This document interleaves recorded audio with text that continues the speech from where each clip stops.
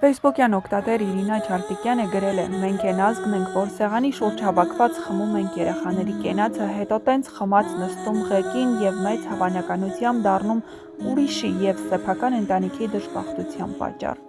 Մեր լույսիկ Դանիելա, միշտ կապրես մեր սրտերում»։ Հետգրություն. Ոչ սթափ վիճակում գտնվող վարորդը վրաերթի է ենթարկել մայթին կանգնած ընտանիքի 3 անդամի՝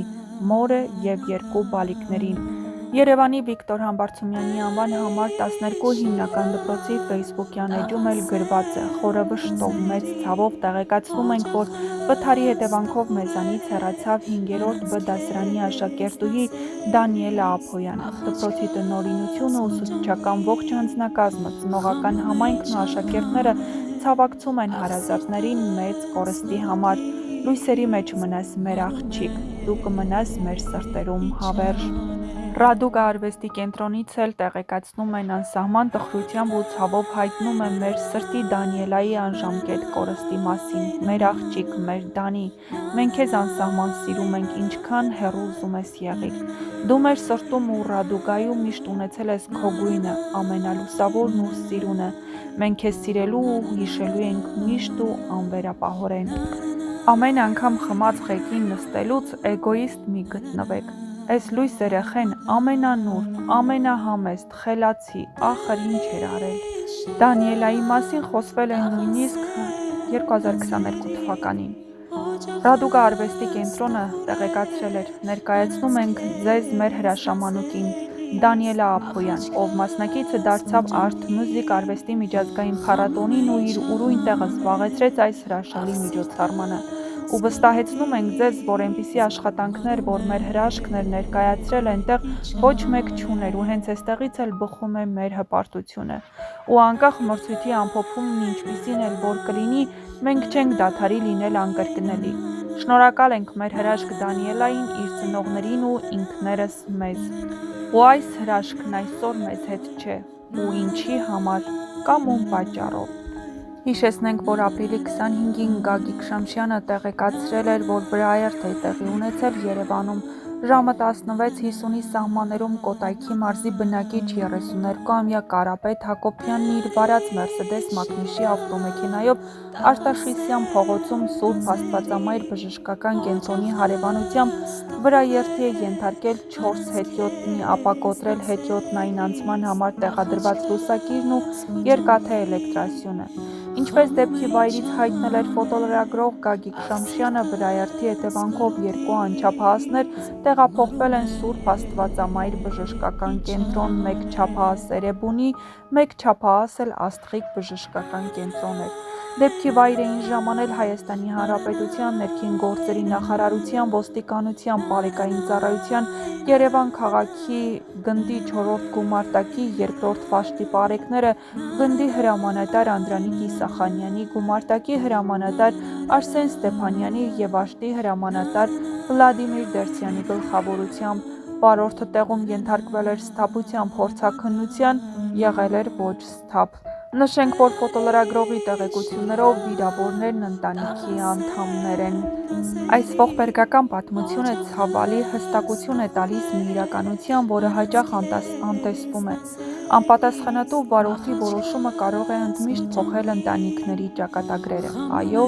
մենք ազգ ենք, որ սեղանի շուրջ խմում ենք երեխաների կենացը, խոստանալով ապահով ապագա, բայց հաջորդ րոպեին այդ նույն կենացների վրա հարբած դուրս են գալիս փողոց ու դառնում դրանց ամենամեծ սպառնալիքը։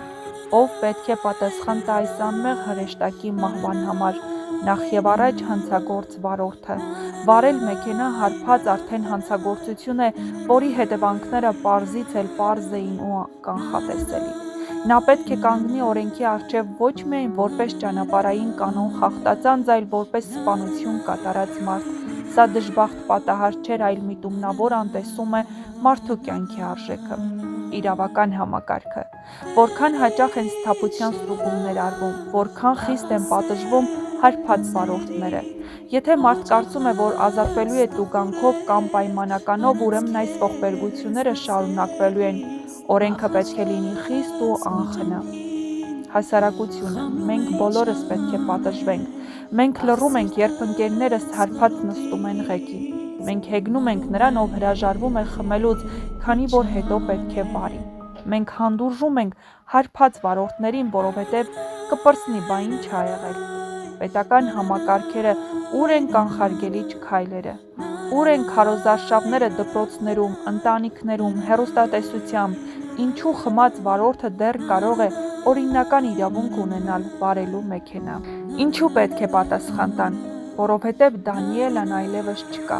որովհետև մայրն ու մյուս երեխան ամբողջ կյանքը կրելու են այդ ցասման ու վշտի ծանրությունը, որովհետև ամեն դեպք պետք է ոչ միայն մազանոթի, այլ ամբողջ ազգի խղճին պտի գրվի։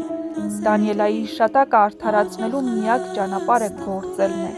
չլռել, չհանդուրժել, պահանջել օրենքի խստացում, վերահսկողություն ու կրթություն։